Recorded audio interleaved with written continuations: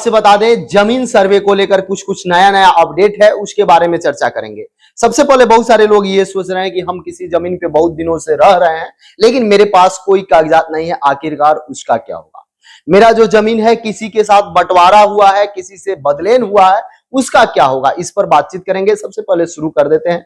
और आखिरकार क्या है इसके बारे में आपके पास जब भी कोई जाए, कोई अधिकारी जाए या आप ऑनलाइन करें या उनको दिखाएं, तो आपको क्या क्या साक्ष्य दिखाना होगा, इस पर आप जरूर ध्यान देंगे। सबसे पहले जो भी आपका जमीन है उसके बारे में आपके पास किसी भी प्रकार का कोई साक्ष्य हो तो आप दिखा सकते हैं। यदि कोई जमीन आपने किसी से बंटवारा किया है या किसी से बदलेन किया है या किसी कोर्ट के थ्रू आपको प्राप्त हुआ है या सरकार आपको दी है या आप किसी से रजिस्ट्री कराए हैं या आप लेकिन खतिहान में किसी और का नाम है, तो क्या होगा, सब कुछ एक एक करके बताएंगे। आप ध्यानपूर्वक इस वीडियो को देखिएगा। बहुत सारे लोग ये कह रहे थे कि गरमजरुआ खास जमीन है, गरमजरुआ आम जमीन है, उसका क्या होगा, उस पर हम रह रहे हैं, उस पर मेरा मकान बना हुआ है, आखिरकार उसका क्या होगा। तो इस बात को आप समझ लें, इस सर्वे का मेन मकसद ये नहीं है कि आप किस जमीन पर रह रहे हैं, आपका जमीन है या नहीं है, उसका घर किसी का तोड़ा नहीं जाएगा, इस बात को भी आप जान लेंगे। क्या करना है इसके बारे में सबसे पहले शुरू करके एक एक बात को जानेंगे। और मेरा जो नंबर दिया रहेगा उसमें आप कमेंट कर सकते हैं और उस नंबर पर आप कॉल ना करेंगे, केवल व्हाट्सएप पर अपना प्रश्न पूछेंगे और सबका एक एक करके अब कल से इस पर बृहद तरीका से सबको जानकारी दिया जाएगा। तो इसलिए आप चैनल को भी सब्सक्राइब कर लेंगे और हमेशा आप लोगों को 12 बजे और फिर शाम में 10 बजे रात में आपको जमीन से जुड़ा हुआ एक एक अपडेट आपको प्रतिदिन मिलेगा, तो चैनल को जरूर सब्सक्राइब कर लेंगे। सबसे पहले बता दें, जमीन सर्वे का मुख्य उद्देश्य है कि पूरा चीज अपग्रेड करना, सब कुछ सुधार करना, मामला जो हमेशा लड़ाई चल रहा था, झगड़ा चल रहा था, उसको कम करना और जमीन जिनका रियल में है, जिनका वो वास्तविक मालिक है, उनको हक दिलाना, ये भी एक काम है।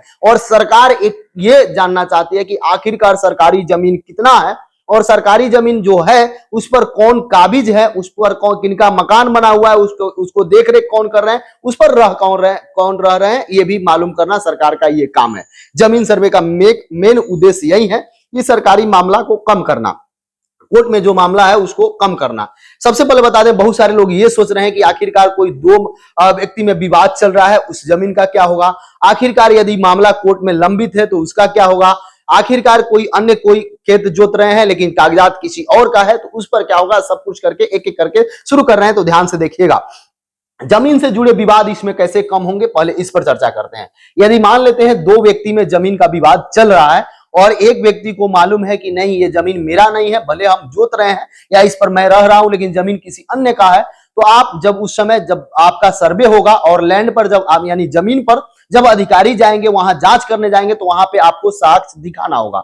यदि आप साक्ष्य दिखाते हैं और जिस व्यक्ति में, मान लीजिए यदि कोई ए व्यक्ति है, कोई बी व्यक्ति है और बी जमीन को जोत रहा है लेकिन ए के पास साक्ष्य है, ए के पास दस्तावेज है, ए के पास सब कुछ है, तो वह ए के नाम से हो जाएगा, उसका सब कुछ अपग्रेड ए के नाम से हो जाएगा।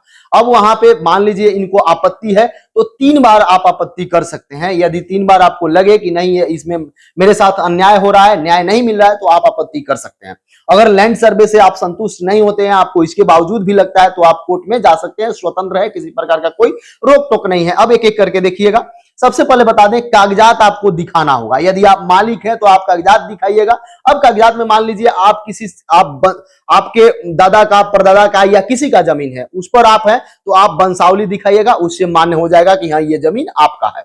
मान लेते हैं आपने किसी से रजिस्ट्री करा लिया है, दस्तावेज है या दस्तावेज नहीं भी है, फिर भी उनका वंशावली दिखाइए और आप अपना दिखाइए कि मैंने रजिस्ट्री करा लिया हूं, मेरे पास केवल रजिस्ट्री है, ये भी आपके नाम से हो जाएगा, उसमें कहीं किसी प्रकार से कोई दिक्कत नहीं होगा।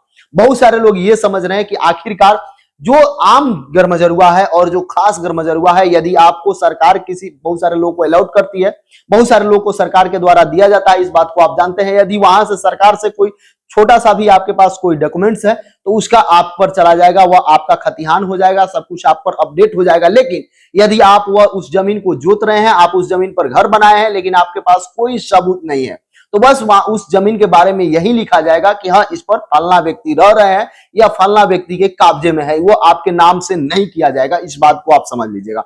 बहुत सारे लोग ये सोच रहे होंगे कि किसी तरीका से हम देन लेन करके उसको करा लेंगे, तो वह संभव नहीं होगा। बस ये दिखाया जाएगा कि हाँ अगर ये जमीन जो है इतना खाता खेसरा सब कुछ लिख दिया जाएगा और ये आम गरमजरुआ है या खास गरमजरुआ है, सब कुछ बता के वहां पे बताया जाएगा। और उसके बाद वो आपका नाम लिख दिया जाएगा कि इनका मकान बना हुआ है या इनके देखरेख में है या इनके खेत के बगल में, जो भी होगा। मतलब एक सर्वे का यही काम है ताकि पूरे जमीन का लिया जा सके कि कहां पे कौन सा जमीन है, कौन किसके देखरेख में है। यानी मेन मकसद क्या है सरकार का कि आखिरकार सरकारी जमीन कितना है और कौन इस पर काबिज है, कौन इस पर घर बनवाया है, कौन इस पर क्या कर रहे हैं। आगे का मामला क्या होगा वह बात की बात है, लेकिन सर्वे कराने का मकसद एक ये भी है ताकि सरकार को यह समझ में आ सके। अब आइए, जमीन बंटवारे में भी आपको मिला है तो आप वंशावली दिखाइएगा, उसमें आपको कोई दिक्कत नहीं होगा और कागजात आपको दिखाना होगा। यदि दो लोगों में विवाद है तो दोनों लोगों को बुलाया जाएगा, आम सभा जहां पे होगी वहां पे, और दोनों लोगों को कागज दिखाना होगा। जिसके पास सही में कागज होगा उनके तरफ वो कर दिया जाएगा, और वहां पे यदि वह नहीं मानते हैं, आपत्ति देते हैं, तो उसको मामला को वहां पे आप कोर्ट में जा सकते हैं या अन्य कहीं जगह जा सकते हैं। इसे किसी प्रकार का रोक टोक नहीं है। अब देखिए, बहुत सारे लोग ये कहते हैं कि हमारा जमीन जो यहाँ पे था हम किसी से बदलेन करा लिए, तो उनका क्या होगा? तो उनको बदलेन का कागजात दिखाना होगा। यदि बदलेन का आप कागजात दिखाते हैं तो सही है, नहीं तो जो आपका पुराना जमीन है वही जमीन सब कुछ आपका खतिहानी जो होगा वो आपका हो जाएगा। किसी का जमीन इसमें नहीं जाएगा। जिसके पास जितना कागज है उसका उतना जमीन सर्वे होगा। आगे आइए, अब बहुत सारे लोग सोच रहे होंगे कि 3 मौका, तो जो ये जमीन सर्वे का काम चलेगा इसमें आपको 3 मौका मिलेगा। इसके बाद आपका अनलिमिटेड मौका है जो कोर्ट से होता है। जो बाहर रह रहे हैं, बहुत सारे लोग ये सोच रहे हैं कि हम बाहर रह रहे हैं, मेरा क्या होगा? तो आप ऑनलाइन फॉर्म भी भर सकते हैं, ऑनलाइन पूरा अपडेट आप देख सकते हैं, कहां कब क्या हुआ। और एक वीडियो मेरे द्वारा डाला गया है जिसमें कि आप अपने यहाँ का कौन अधिकारी आपके यहाँ जांच करेंगे, कौन अधिकारी आपके यहाँ सर्वे में जाएंगे, कौन अधिकारी कब आम सभा लगा रहे हैं, उसका पूरा लिस्ट है। आप उसको भी देख सकते हैं, टोटल बिहार का मेरे द्वारा डाल दिया गया है, उसको आप जाकर खोज के देख सकते हैं। और लंबे समय से जो विवाद चल रहा है उस जमीन का भी यदि आप चाहते हैं, आप इच्छुक हैं कि इस विवाद को समाप्त कर लिया जाए, तो आप वहां कागज दिखाकर विवाद को समाप्त कर सकते हैं। एक तरीका से देखा जाए तो बहुत सारे लोग इस कंफ्यूजन में चल रहे थे कि खतिहान तो 1911 का है, उसके बाद से बंटवारा हुआ, तो आखिरकार जो खतियानी जमीन होगा तो वो उनके नाम से होगा। तो आप उनके पूर्वज से भी लिखाए हैं जमीन, आपके पास केवल दस्तावेज है, तो अब आपका नया खतिहान आपके नाम से बन जाएगा।